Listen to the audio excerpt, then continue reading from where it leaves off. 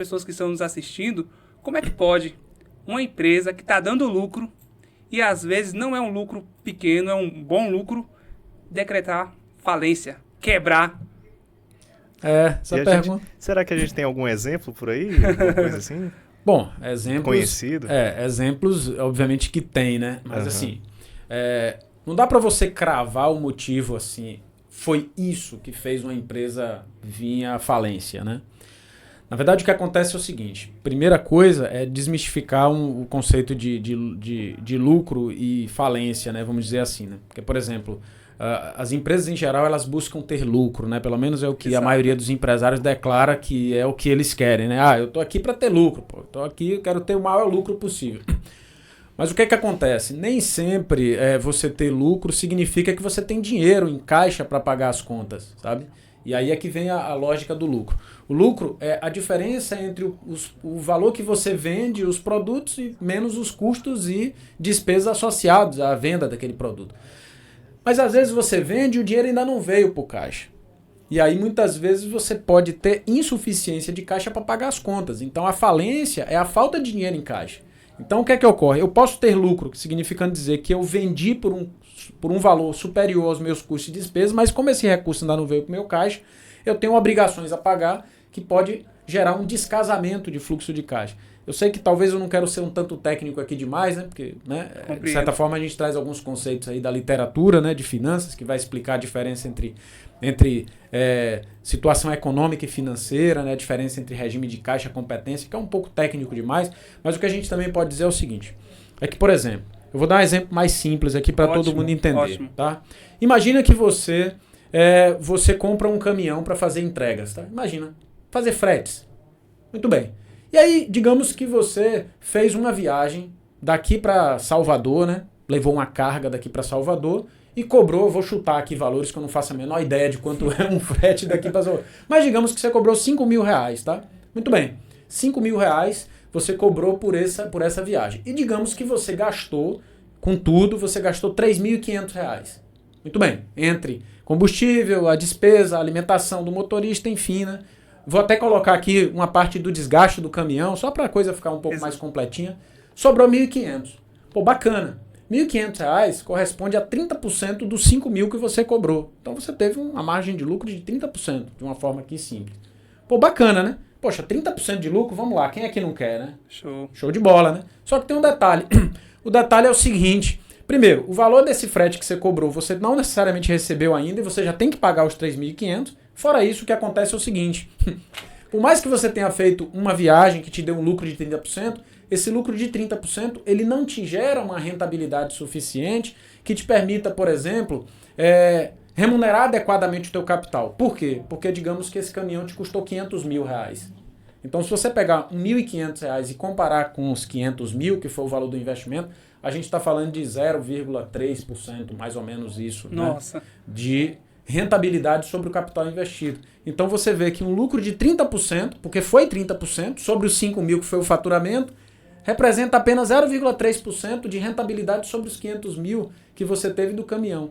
Ou, se a gente for pensar que você ainda não recebeu dinheiro, você tem dois agravantes. Você tem o agravante de ter tido lucro, mas o lucro ainda não veio para o caixa, e você tem o agravante de, apesar de ter tido lucro, você não ter tido uma remuneração tão grande sobre o capital.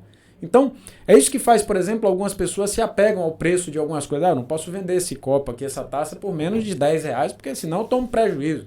Não, mas na verdade, se eu vender uma taça só dessa, que eu comprei por R$1, vamos dizer que ela me custou R$1, e eu vendi ela por R$1.000, pô, vamos ser sinceros, uma baita de uma margem, né? Você vender uma coisa que custou R$1 por R$1.000. Né? Mas se eu vender só uma peça, eu não pago sequer as despesas associadas ao aluguel do espaço onde eu estou comercializando os produtos. De modo que, na verdade, a lógica que leva a lucro é uma combinação entre custo do produto, preço do produto e volume de vendas.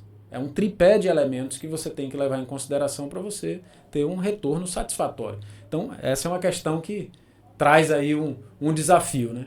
Muito interessante essa abordagem. E eu gostaria de acrescentar algo que talvez você não quis mencionar, mas aquele cara que é o empresário ou que está à frente do seu empreendimento e que ele tem o lucro como salário e ele começa a torrar. Já vi muito isso. é um grave erro. O que você acrescentaria sobre essa questão?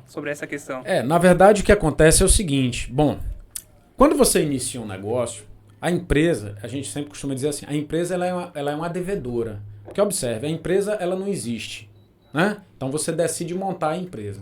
Bom, se a empresa não existe e você montou essa empresa, a empresa ela não tem condição de ela por si só, ela se gerar. Ela precisa ser gerada com recurso de alguém, né? Então, ou seja, a empresa ela não se autoconstrói, né?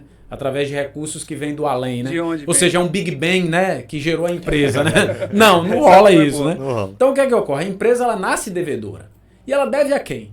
Ou ela deve a um capital trazido de fora, de, por exemplo, um agente credor, um banco, uma instituição financeira que seja, ou ela deve aos sócios, que foram os sujeitos que chegaram, por exemplo, quando o Triplecast surgiu, o que foi que aconteceu? Junta-se, né, os sócios, os parceiros aqui, né, que formam esse belo projeto, e falou, vamos montar aqui, né, o Triplecast, vamos montar uma estrutura de estúdio e tudo mais. Muito bem, o Triplecast, enquanto instituição, enquanto negócio, ele não brotou por si só, né? A empresa agora ela fala, é legal eu ter, né, uma TV, eu ter uma estrutura aqui de microfones, de equipamentos. Não, foram sócios que pensaram sobre isso e tomaram essa decisão. Bom, os recursos vêm da onde? Os recursos vêm dos próprios sócios ou vêm de um agente credor. Muito bem. Claro que aqui veio dos sócios, né? Inclusive com fontes inacabáveis de recursos. Desculpa, não era para falar isso. Corta isso aí, esse negócio ao vivo tem isso, verdade, pessoal. A gente acaba soltando segredos aqui que não deveriam, tá? Revelou aí. Tem uma fonte credora aí. O saldo bancário aí de André Rosa é muito alto. Abafa aí, porque senão a coisa fica perigosa. Então observe o seguinte, esse capital que entra no negócio, ele entra e é um capital que está correndo o risco, né? Que é o risco do negócio dar ou não certo. E aí, claro que ninguém investe no negócio acreditando que ele vai dar errado, né? Mas assim como se casa esperando ser felizes para sempre e infelizmente alguns casamentos acabam, né? Pelos mais diversos motivos, né? Espero que abafe isso aí também, porque pode ser que tenham pessoas que falam, ele tocou no casamento, aí começa a chorar, né? Existem empresas também que infelizmente não vão adiante. E aí pelos mais diversos motivos também. Mas então, dado que esse capital entra, seja ele próprio de terceiros, e ele está correndo risco, assim como ele está deixando de ser alocado em outro negócio, porque se o dinheiro não viesse para o Triplecast, iria para outro investimento, que estaria rendendo alguma coisa, nós temos expectativas de ter retorno com a escolha que nós fizemos, né?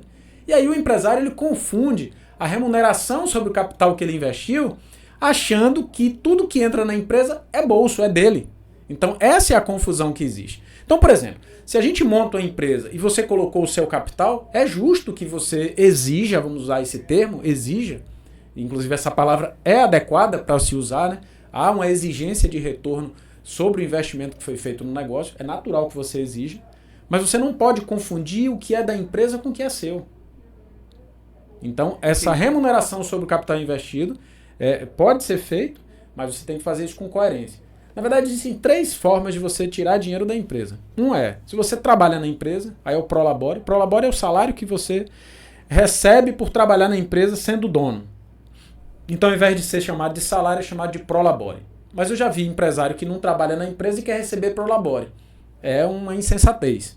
Por quê? Porque se você não trabalha na empresa, como assim você vai ter um pró, né? Ou seja, uma remuneração pelo salário, um Prolabore? Não faz sentido. Segunda forma é juros sobre o capital investido. Porque do mesmo modo que você toma dinheiro no banco, você não tem que pagar juros ao capital que você tomou ao banco? Pronto, você pode exigir que a empresa lhe pague uma taxa de juros. Aí é que mora o segredo, que é você fazer o cálculo de quanto é essa taxa que é justa e que a empresa suporta. E a terceira forma é distribuição de lucro. Mas se todo lucro que a empresa tem, e aí tem que ver se você sabe apurar lucro, você pega, mete a mão e tira do caixa, você pode desguarnecer a empresa, pode matar a empresa. Porque uma das coisas que pode levar a empresa a quebrar é o quê? O dinheiro entra no caixa, lucro, né, na verdade, só que esse lucro, ele tem que, por exemplo, muitas vezes, o empresário tem a expectativa de remunerar parcelas de investimento. E às vezes ele não é suficiente para isso, para remunerar, por exemplo, a compra de novos equipamentos. Eu me empolguei e montei uma estrutura fenomenal, né, que eu estou pagando. Então, o recurso que eu tenho de lucro, ele não é suficiente para fazer frente ao volume de pagamentos. Eu estou tendo muito pagamento a mirabolância da estrutura física que eu montei, sabe? Eu comprei 12 caminhões, lembra daqueles caminhões que eu citei? E um só me deu lucro, né? Mas insuficiente, né? Para eu pagar a megalomania de comprar 12 caminhões quando eu não estou tendo capacidade para colocá-los em operação. Então, enfim. Legal, muito bem explicada essa questão.